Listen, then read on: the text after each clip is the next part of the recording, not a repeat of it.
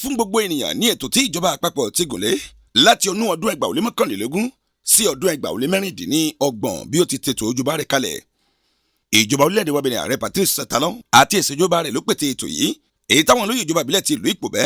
alága ìjọba ìbílẹ̀ ti ìlú Ìpòbẹ́ àti Honorable Kosonda Mukaram Ajibade tí wọ́n ti ń fọ́rẹ́rẹ́ fún gbogbo ọmọ ìlú láti bí ọjọ́ mélòó kan ti wá sí ìmúṣẹ. Ìlú Ìpòbẹ́ tí ọ̀pọ̀ súnkàn ni wọ́n ti gbé iṣẹ́ lé agbaṣẹ́ṣe eléyìí tí yóò ṣe iṣẹ́ ọ̀hún láṣeparí lọ́jọ́ Jímọ̀ ọjọ́ 14 oṣù kejì ọdún 2025. Àjọ tó ń ṣètò lórí àtàkálẹ̀ omi tó mọ́gara pẹ̀lú iléeṣẹ́ tí ó gbàṣẹ́ṣe eléyìí tí àpòrúkọ ẹ̀ ní iléeṣẹ́ àjìdìkàtẹ́ ni wọ́n gba iṣẹ́ yìí lé ara wọn lọ́wọ́ lágbègbè Ìtàwé ní ọjọ́ 14 oṣù kejì ọdún táwa yìí. Lásìkò tí ètò náà ń wáyé, agbẹnusọ fún ojúléeṣẹ́ ọ̀hún ti ṣe àlàyé lórí bí àká omi tí wọ́n gbé kalẹ̀ sí agbègbè Ìtàwé náà bí ó ṣe tó àtàwọn ojúpọ̀ omi eléyìí tí wọ́n fa omi yìí dé abẹ́ ọ̀dẹ̀dẹ̀ kálukú tí wọ́n láǹfààní láti rí omi tó mọ́gara lágbègbè wọn. Honorable Kosonda Mukaram Ajibade tó jẹ́ ọmọ ilé ìgbìmọ̀ aṣòfin tí ọ̀rọ̀ omi ń dùn àti alága ìjọba ìbílẹ̀ ti ìlú Ìpòbẹ́ ni wọ́n jọ kí wọn káàbọ̀ sí agbègbè Ìtàwé láti bẹ̀rẹ̀ iṣẹ́ ọ̀hún àti àwọn àsìkò tí wọ́n lò láti parí iṣẹ́ náà.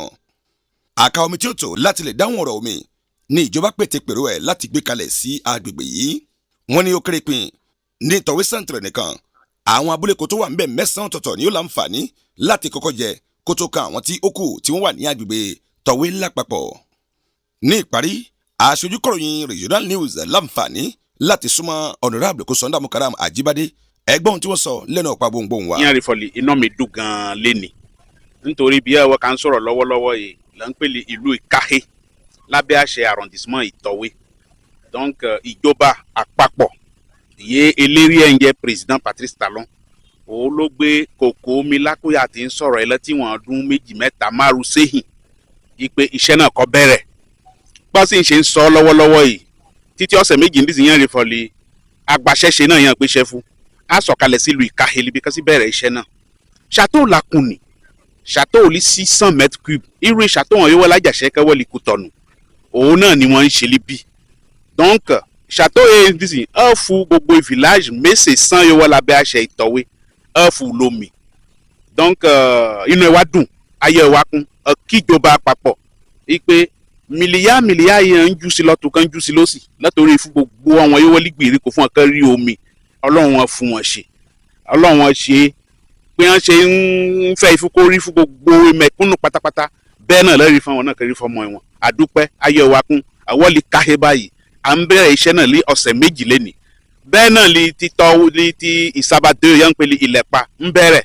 tápá Olígbòlò ń bẹ̀rẹ̀ ti